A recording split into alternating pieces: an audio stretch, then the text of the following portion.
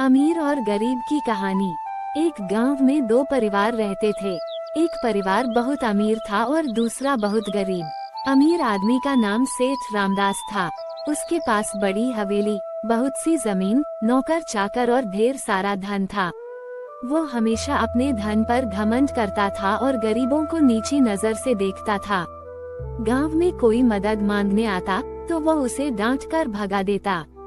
उसी गांव में श्याम नाम का एक गरीब किसान रहता था। उसके पास छोटी सी झोपड़ी, थोड़ी सी जमीन और एक गाय थी। वह मेहनती, ईमानदार और संतोषी व्यक्ति था। कम होने के बावजूद वह दूसरों की मदद करने से कभी पीछे नहीं हटता था। गांव के लोग उसके अच्छे स्वभाव के कारण उसका बहुत सम्मान करते थे। एक साल गांव में भयंकर सूखा पड़ा। फसलें सूख गईं और लोगों के पास खाने के लिए अनाज भी नहीं बचा। गरीब श्याम के हालात और भी खराब हो गए, लेकिन फिर भी उसने हिम्मत नहीं हारी।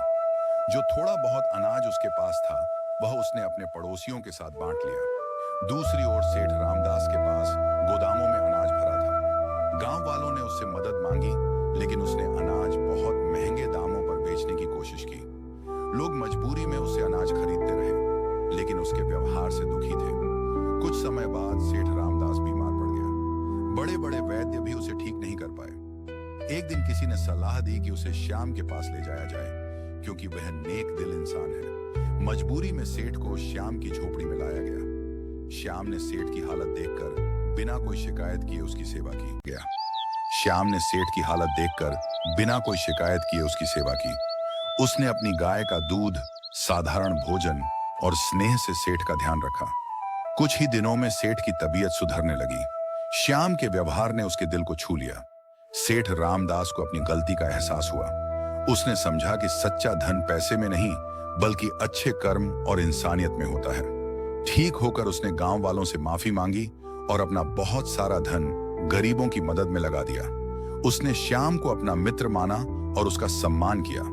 उस दिन के बाद गांव में सुख और शांति लौट आई। अमीर और गरीब के बीच का फर्क मिटने लगा, क्योंकि सब ने समझ लिया कि इंसान की असली पहचान उसके धन से नहीं, बल्कि उसके दिल से होती है।